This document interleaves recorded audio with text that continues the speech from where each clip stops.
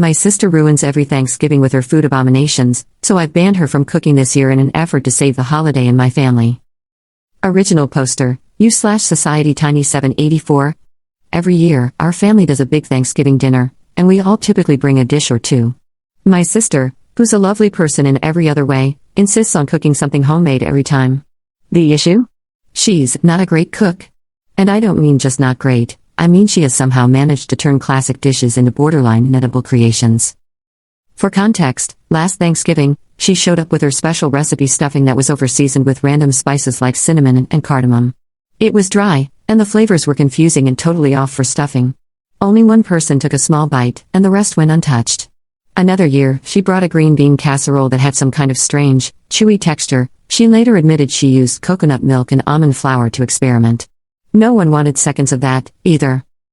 This year, I'm hosting Thanksgiving.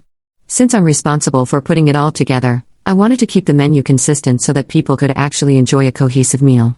I thought I'd avoid drama by asking her to bring non-food items instead, like wine, soda, or even some flowers. I explained to her, very kindly, I thought, that I just wanted to make things easy and streamlined, and I'd handle the main dishes. But she didn't take it well.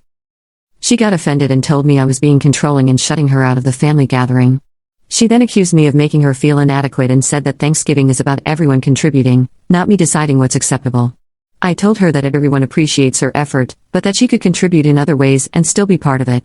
She doubled down and said she's bringing her famous green bean casserole whether I like it or not. Now, my mom and a couple of other family members have chimed in, saying I should just let her bring whatever she wants because it's Thanksgiving and it's the thought that counts. They're acting like I'm committing some huge offense by wanting the food to be enjoyable for everyone and not have random experimental dishes that no one will eat. But I feel like I'm just trying to keep the meal enjoyable and, frankly, edible. I don't think it's wrong to want guests to actually enjoy the food, especially since I'm putting in a lot of effort to host. Am I really being unreasonable here? What do you think? Update 1. Alright, well, things have escalated fast. Thanks to everyone who offered advice, I tried to compromise, but it's already turning into a whole thing, and Thanksgiving is still a few weeks away. After our last conversation, my sister was being pretty cagey about what she planned to make, so I reached out to my mom, hoping she could help smooth things over. Instead, she got defensive, saying I'm overthinking and that it's just one dish. I told her I wasn't sure it was just one dish anymore, especially after hearing about my sister's grocery haul, including canned oysters and edible glitter. Then my mom let slip that my sister has been hard at work on some creative menu she's planning as her Thanksgiving surprise. Apparently, she's been telling the family group chat, which I wasn't included in, by the way, that I'm being controlling and that she wants to expand everyone's palate with something truly unique. To top it off, my cousin sent me a screenshot from the group chat where my sister said she's bringing not one but 3 dishes to Thanksgiving now. She's calling them her Thanksgiving trio experience, complete with their own place settings and little menu cards she's designing. I'm officially panicking because I have no idea what she's planning to serve, and from what I've heard, it's not remotely traditional. At this point, half the family thinks I'm overreacting, while the other half is texting me with things like, is she really bringing glittered sweet potatoes? I feel stuck. If I try to control it anymore, I'm the bad guy, but if I don't, Thanksgiving might turn into a tasting event for my sister's avant-garde cooking. So yeah, Thanksgiving is weeks away, and it's already become a family spectacle. I don't know whether to brace myself or just preemptively order pizza. Update 2. Alright, so Thanksgiving is now just a little over 2 weeks away, and somehow, things have escalated even further than I thought possible. I figured my sister's Thanksgiving trio experience would be the peak of the drama. Well, turns out I was wrong. Since my last update, my sister has fully committed to making her dishes the main attraction. She's been dropping hints in the family group chat, which I'm still not included in, shout out to my cousin for the screenshots, about how this Thanksgiving will be one to remember, calling it her Thanksgiving debut. She's apparently referring to herself as the Thanksgiving head chef and has hinted at bringing a culinary surprise centerpiece that will transform the whole experience. From what I can gather, she's planning a main statement dish in addition to her original 3 sides. I'm picturing something equally bizarre but on a much larger scale, and honestly, I'm terrified. If her green bean casserole was already pushing it, I can't even imagine what she thinks qualifies as a centerpiece. To make things even weirder, my mom texted me privately and suggested I step back this year and let my sister shine since she's so excited about her contributions. My mom thinks if we just let her have this moment, she'll be happy and get it out of her system. She even hinted that I should focus on decorations and drinks instead of the main dishes, which feels like a roundabout way of saying my sister should take over hosting without actually saying it. Now I'm left with a choice: Go along with my mom's plan and let my sister hijack Thanksgiving, or keep pushing back and risk a full-on family showdown. All I wanted was a nice Thanksgiving with dishes everyone would enjoy, but now it seems like I'm either handing over the whole meal to her or we're gearing up for some serious drama. Thanksgiving isn't even here yet, and it already feels like a circus. Part of me is tempted to sit back and watch the chaos unfold, but I'm still worried about subjecting the whole family to whatever artistic statement she has planned. Update 3. Here we are, the day before Thanksgiving, and things have continued to spiral. I decided to let my sister move forward with her trio experience since pushing back would only make things worse. I thought we had a plan: she'd bring her dishes, and I'd make sure there were plenty of other options to keep the peace. This morning, my mom let me know that my sister is now adding a surprise dish to her contributions. She's being very secretive about what it is, which has everyone on edge given her track record. My mom thinks it's sweet that my sister is putting in so much effort, but a few other family members aren't as optimistic.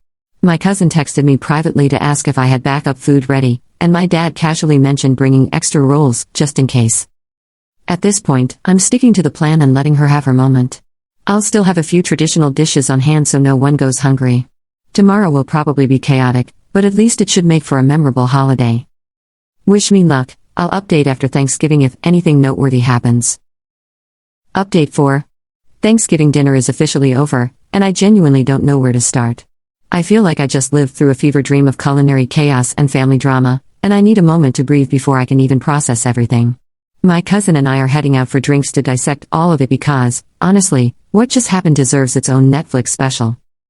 So, my sister showed up earlier than expected, which I should have seen coming. She came in like a storm, carrying not just her 3 dishes but also this giant platter wrapped in foil, which she was clearly trying to make a big deal about. She immediately started rearranging the table, moving my dishes to the side so hers could take center stage. She even brought her own table runner and candles, saying something about setting the mood for a creative dining experience. I decided not to fight her on it because, at this point, I just wanted to get through the night without a blow-up.